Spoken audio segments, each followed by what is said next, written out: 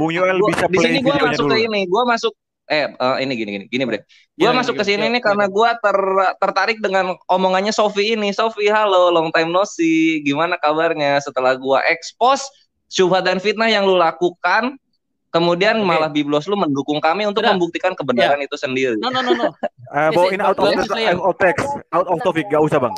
Ya, Iya, di sini gue mau kasih pesan begini. Fatimah sedekah dan the pastor ketika gue bantai syubhat dan fitnahnya yang datang kepada Islam di private langsung. Sofiatul tunggu channel lu ya.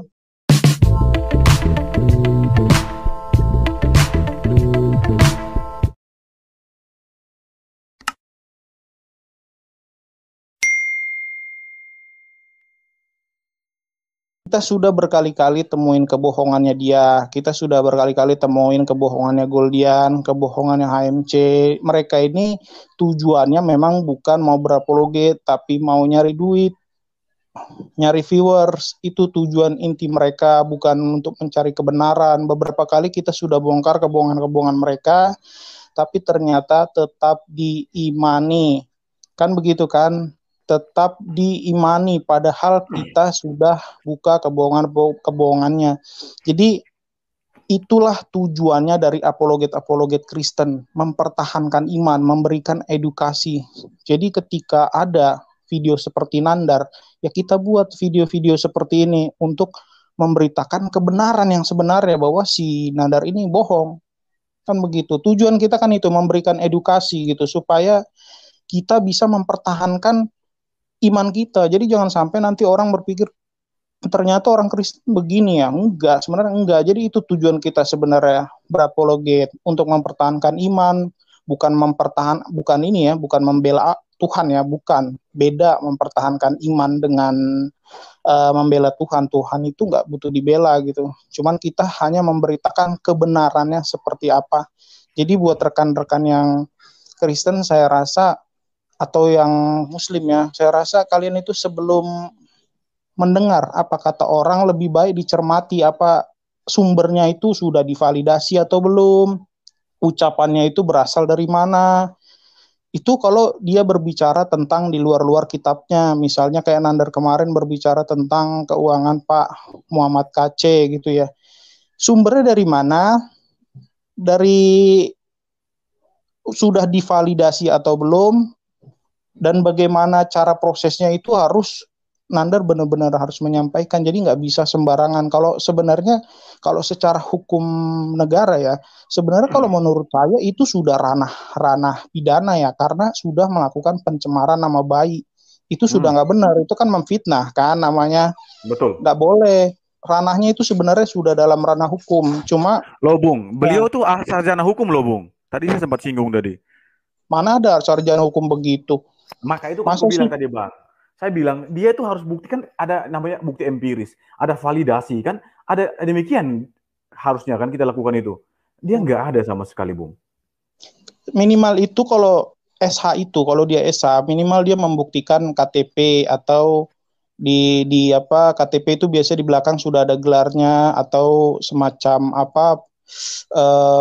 sertifikat lain yang membuktikan kebenarannya dia gitu. Jadi sebagai pengajaran aja sih, kalau memang ternyata umat Islam tetap mengimani atau percaya kepada Nandar, ya itu urusan kalian sama Tuhan. Yang penting di sini saya sampaikan ya kepada rekan-rekan Muslim di live chat, tidak pernah orang Kristen itu menjelekkan kitab kalian, tidak pernah orang Kristen itu mau menyerang kalian, nggak ada. Jadi tujuannya mereka di sini live, saya kasih tahu, mereka hanya memberikan edukasi tentang kebohongan yang dibuat. Itu aja paling Bang Mel. Hari ini agak adem mungkin karena hari Minggu kali ya. Jadi udah gitu nggak ada lawannya juga, jadi kurang ini. Saya kalau ketemu orang-orangnya si Goldian Zuma itu agak memang harus agak keras. Tapi gini Bung, saya gini ya. Jadi oke, kita terlalu lembut juga salah. Gini, di dalam Alkitab hanya 2 binatang yang dipakai, yaitu untuk menggambarkan Mesias loh ya, singa sama domba. Nah, kalau berhadapan sama setan, ini saya pokoknya itu gambaran berhadapan sama kuasa gelap, kita harus seperti singa, garang. Tapi sama domba jangan jadi singa, sama domba kan gitu. Jadi kucing Anggora. Nah itu sekarang. Ibu. Modelnya singa jadi kucing Anggora. Nah itu nggak boleh. Jadi melawan kuasa gelap kita harus jadi singa. Ya, tapi kalau kita baik-baik kita jadi domba. Jangan harapan sama domba kita jadi singa, ya kan? Sama-sama singa jadi kucing, ini kan nggak boleh. Nah, ini menarik Bung Yoel soal apologet tadi ya. Saya pernah mereka itu blunder ya Bung. Ini nanti ada Bu Sofia tulis, jadi saya bisa dikoreksi. Saya masuk di salah satu room. Waktu itu saya lihat-lihat mereka. Mereka ngomong, ya jadi kita itu berapologet. Apa ngomong apologet? Ya terus ini Kristo kalau saya nggak salah. Ya Bang Kristo sama Bang Zuma ya. Apologet itu apa sih? Mereka tidak punya epistemologis tentang apologet. Mereka nggak tahu tentang itu. Tadi Bung Dewinda sudah ngomong soal apologet ya. Jadi ketahuan ya ampun ternyata mereka keluar apologet kristolog katanya. Pelamu kristolog katanya nggak ngerti tentang apologet itu. Saya mau beritahu ya, apologet itu terdiri dari dua kata, apologet dan apologeomai. Jadi ada yang untuk bertahan, ada yang untuk menyerang, defend dan menyerang gitu, untuk membela diri dari serangan. Nah gitu. Jadi apologeomai sama apologet. Ada dua kata yang dipakai untuk apologet loh Bung ya. Jadi untuk bertahan artinya kita mempertanggungjawabkan iman kita, bukan membela Tuhan kita. Ya kan nggak ada itu orang Kristen diajarkan membela Tuhan. Pangkatmu opo kata dosenku itu. Nah, untuk mempertahankan diri dan untuk menyerang balik, counter ya. Kita tidak hanya double cover, tapi ada waktunya untuk kita overcut atau kita jab musuh yang menyerang kita. Gitu Bung. Seperti siap. itu. Nah, ini Mereka saya taunya bahasa Arab, Pak, ya. nggak tahu bahasa Yunani. Teman-teman, halo teman-teman. Kita perlu kasih waktu dulu ya untuk Penatua satu ini ya, teman, untuk bicara dulu lah ya. Kita kan tadi kan silakan. Ya kan? Ya. Ini ada Penatua satu ini. Silakan ya, Penatua Twin Slayer ini ya. Temannya Salam my brother and my sister, tritum yang ada di Nusantara, saudara-saudari sebangsa dan setanah air. Oke, silakan Bang. Gimana? Kita kan tadi begini. kan bicara soal Ustaz Nandar tadi loh. Nandar. Kenapa kok hapus videonya? Kalau dari teman dekat kacamatanya gimana ya? Mungkin ada barangkali kan tahu kan ya. Adakah penjelasan dari begini mengenai pengusutan dana yang didapatkan oleh siapa namanya itu si Kosman ini, itu kan nanti akan diusut ya. Beritanya udah tumpah-tumpah dari kepolisian juga, akan dilakukan penyelidikan menyeluruh. Dari mana saja aluran dana yang masuk kepada Kosman ini. Jadi stay tune aja kawan-kawanku, itu nanti akan dikonferensi perskan oleh para pihak yang berwajib. Stay tune. Nah, gitu aja. Ya. Setuju Bang kalau gitu. Pertanyaan saya sederhana sih Bang Twin Slayer. Kenapa Pak Nandar ini hapus videonya? Itu yang jadi pertanyaan saya. Oh ya, tanyain ke orangnya langsung. Bung Yoel bisa play. Di sini gue masuk ke ini. Gue masuk ini gini Bre. Gue masuk ke sini nih karena gue tertarik dengan omongannya Sofi ini. Sofi, halo, long time no see. Gimana kabarnya setelah gue expose syubhat dan fitnah yang lu lakukan, kemudian malah biblos lu mendukung kami untuk membuktikan kebenaran itu sendiri. No. Ini out of topic, gak usah Bang. Iya. Di sini gue mau kasih pesan begini. Fatimah Sedekah dan The Pastor, ketika gue bantai syubhat dan fitnahnya yang datang kepada Islam di private langsung. Sofia tuh tunggu channel lu ya. Gue akan bongkar satu-satu yang lu syubhat. Aduh. Oke ya. Abang Twin Slayer ini nggak bisa bicara dengan baik. Out of topic. Nggak cocok. Ya, silakan Bang.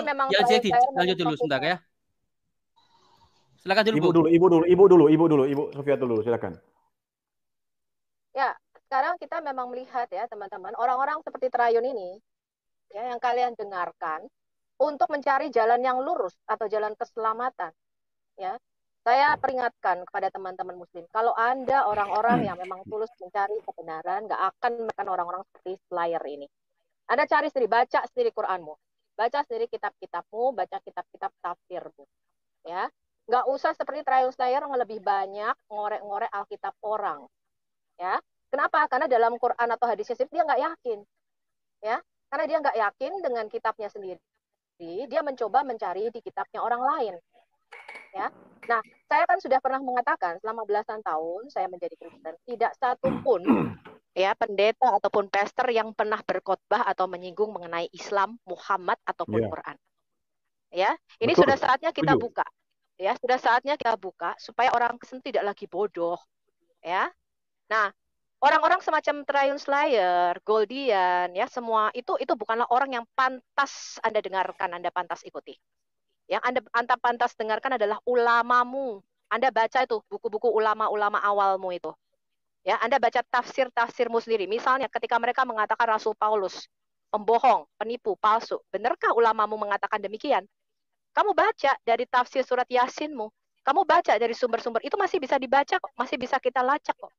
Ya, apalagi kalian mengaku kami hafal Quran apa jutaan muslim di seluruh dunia katanya bisa bahasa Arab. Ya kita lihat aja. Kenyataannya 85% muslim memang nggak bisa ngomong Arab. Bung Yoel, ini maaf Bu, tadi seperti ini, Bung Penatua Translayor ya. Nah inilah yang kita lihat ya. Ayo teman-teman semua, tolong buka mata ya. Inilah telinga dengar apa yang dia katakan. Selalu saja mereka itu nggak berbicara sesuatu yang substansi. Mereka masuk di room-room kekristenan, mereka selalu out of topic. Mereka lebih memakai pendekatan ad hominem. Ya, kelihatan kok, iya kan, Ibu. Saya juga pernah difitnah, Bu, waktu sama salah satu channel Muslim yang cukup besar. Waktu saya setelah debat dengan Bang Alex Muslim, besoknya saya langsung difitnah kalau saya itu suaminya Ibu Fatimah Sa'diyah. Nah, bersyukur bahwa teman-teman saya langsung counter, langsung dihapus sama dia dan dia langsung bilang minta maaf, dia hapus sama dia.